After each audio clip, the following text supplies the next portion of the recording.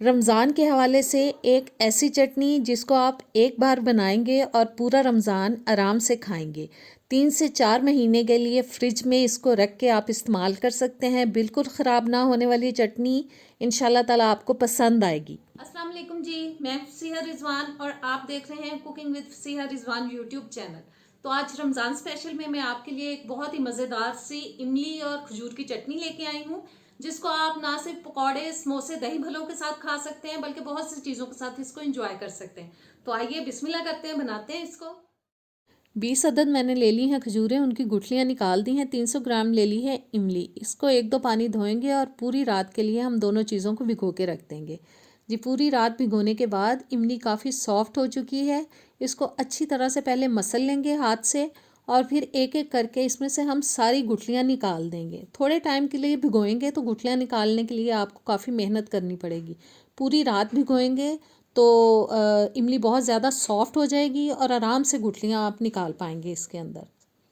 जी, सारी गुठलियाँ मैंने निकाल दी हैं और अब हम इस इमली को डालेंगे एक ब्लेंडर के अंदर और अच्छी तरह से हम इसको ब्लेंड कर लेंगे, क्योंकि हमें इसका एक ज़बरदस्त सा पेस्ट तैयार करना है। और बस जिसको करते हैं ब्लेंड करने के बाद अब स्ट्रेनर में डाल के इसको अच्छे से छान लेंगे, ताकि पल्प जो है वो सारा बोल के अंदर चला जाए और जो छिलके हैं वो स्ट्रेनर के अंदर रह जाएं। जग को मैंने खंगाल के डाल दिया है पानी, क्योंकि उसके अंदर अभी काफ़ी इमली लगी हुई थी। और बस इस तरह से किसी भी स्पून की मदद से हिला हिला के हम इसका जो सारा रस है इमली का वो निकाल लेंगे। पेस्ट अभी आपको थोड़ा गाढ़ा लग रहा है, आप इसके ऊपर थोड़ा पानी डाल डाल के निकालेंगे तो इजीली निकल जाएगा। और देखें, मैंने दबा दबा के अच्छी तरह से निकाल लिया। और ये छिलके जो बाकी रह गए हैं इनको अब हम ज़ाया कर देंगे, इनको फेंक देंगे। और इमली को रखते हैं साइड पे। अब हमें खजूरों को ब्लेंड करना है। खजूरें भी देखें काफ़ी सॉफ्ट हो चुकी हैं। थोड़ा सा पानी मैं और शामिल करूँगी ताकि इजीली खुले पानी में ये ब्लेंड हो जाएं।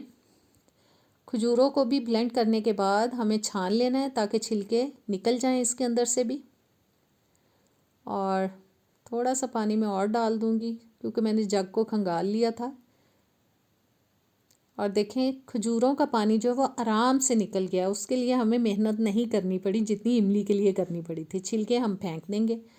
और चूल्हे पे अब मैंने रख दिया है जी पैन। उसमें हम इमली और खजूर का पल्प डाल देंगे। ये मैंने इमली का पल्प डाल दिया है और अब खजूर का जो हमने रस निकाला था वो भी डाल देंगे इसके अंदर।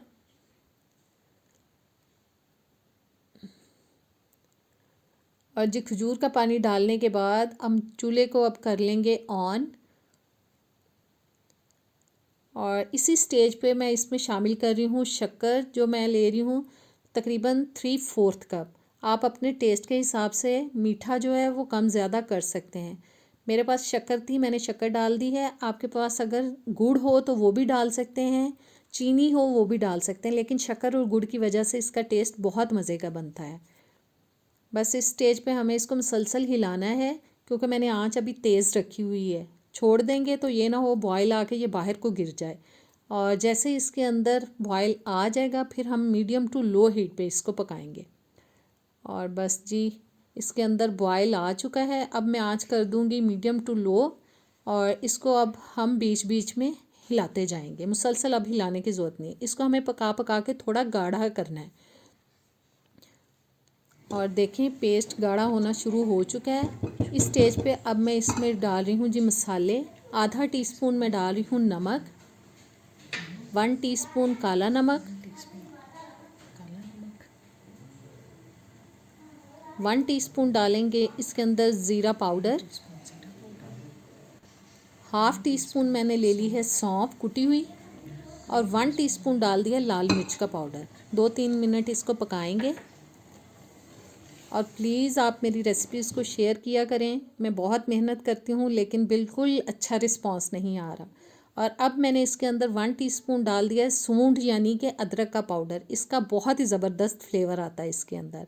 और इसको हम 4-5 मिनट मज़ीद पकाएंगे और फिर इसको चूल्हे से उतार के अच्छी तरह से ठंडा करेंगे।